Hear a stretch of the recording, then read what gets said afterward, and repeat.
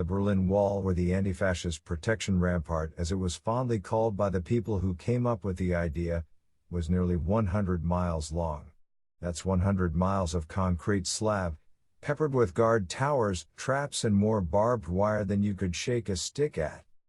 During the 30-odd years it was at its most impenetrable, hundreds of attempts were made to cross it, and many people from all walks of life died trying.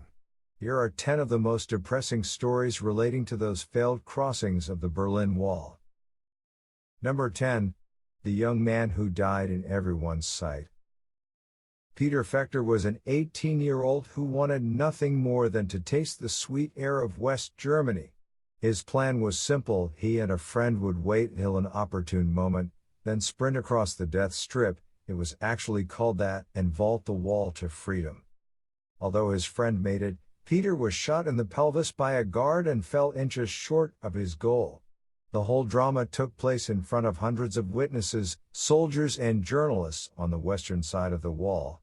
Peter lay in agony for more than an hour, while sympathetic bystanders literally a few feet away could do nothing but watch as he died. When he finally passed away, an East German soldier picked up his body and carried it back to East Berlin, followed by thousands of feudal boos. Number 9. The Tunnel of Death. Tunneling out of East Germany was a fairly common activity during the time of the Berlin Wall. Tunneling into East Germany, on the other hand, was almost unheard of. But that was exactly what two men did one day in a desperate attempt to help their wives and children escape the East. When the two men arrived in East Germany, armed guards were waiting. It turned out that one of the wives' family members had betrayed them. One of the men was shot to death by the guards who greeted them on the other side of the tunnel, and the other spent 10 years in prison. Bringing a whole new meaning to rubbing salt in the wound, his wife divorced him while he was in there. Number 8. The Drowned Children. When 6-year-old Andreas Schenk was accidentally pushed into the water by a friend during play, it seemed at first that he was rather lucky.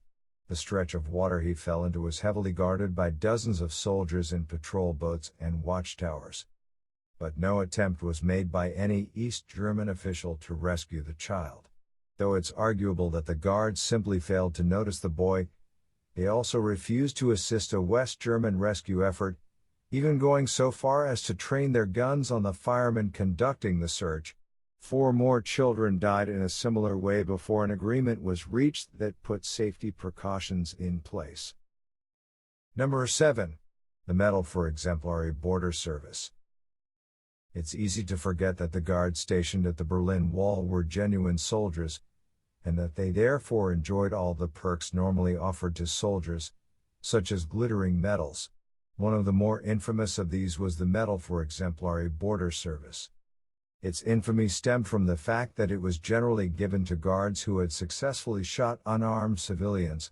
For example, the soldier who shot 40-year-old Ernst Munst was given the medal due to the fact he handled his weapon superbly and put it to use masterfully. In other words, he shot the unarmed Munst in the head. Interestingly, almost no guards were arrested as a result of any death on the wall. One of the harsher sentences was passed to a guard who shot Walter Kittel. He received a 2-year suspended sentence for manslaughter after the fall of the Berlin Wall. Number 6. The Berlin Rabbits. Bunny rabbits thrived in the so-called death strip between the two walls. With virtually no human interference, the rabbits were free to frolic and breed. So although the collapse of the wall was a great event for the people of Germany, it turned out to be a death sentence for the Berlin Bunnies. Many were trampled to death by elated Germans desperately trying to reach loved ones. The rabbits that did survive managed to hide in nearby bushes, where many of them starved to death. Number 5. The Diligent Student. Bernd Lunzer was a 22-year-old student from one of Berlin's universities. When the wall went up, he was left stranded and unable to reach his place of study. Eager to continue on his academic path, Bernd planned to scale a rooftop and then use a clothesline to descend into West Germany.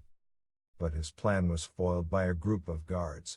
Bernd, struggling with the men, called for West Germans to aid him in some way, His compatriots quickly responded by creating a makeshift net for Bernd to leap into. Tragically, the struggle caused Bernd to miss his jump by a few feet, and he was killed instantly. Number 4. The lonely funerals. The Berlin Wall split many families in two, which is part of the reason why escape attempts were so common. People simply wanted to go home. Strict border regulations meant that if your family member died trying to escape across the wall, you weren't even allowed to attend their funeral. The dead would often be buried anonymously, as was the case with Klaus Brusk, whose mother and 7 siblings were prevented from visiting him, even in death. Number 3. The soldiers who tried to be friendly.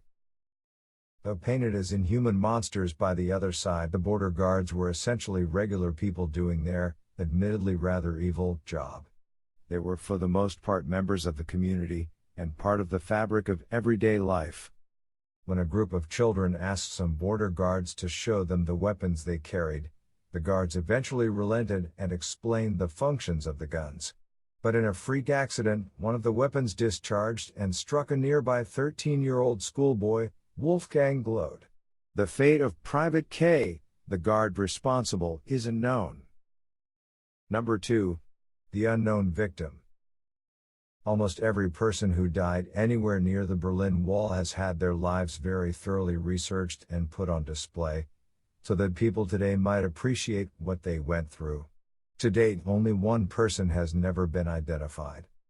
All we know about this man is that he drowned in the full view of onlookers, and that no one ever came to claim his body from either East or West Germany. Despite decades of scholarly work and research, nothing else has ever been discovered about this man. If dying is one of the worst things that can happen to a person, then dying completely anonymously, with no one around to care, must take bad luck to a whole new level. Number 1. The mother who accidentally smothered her child. It's unknown exactly what prompted Ingrid and Klaus H. to escape East Berlin, but the reason was presumably a very good one.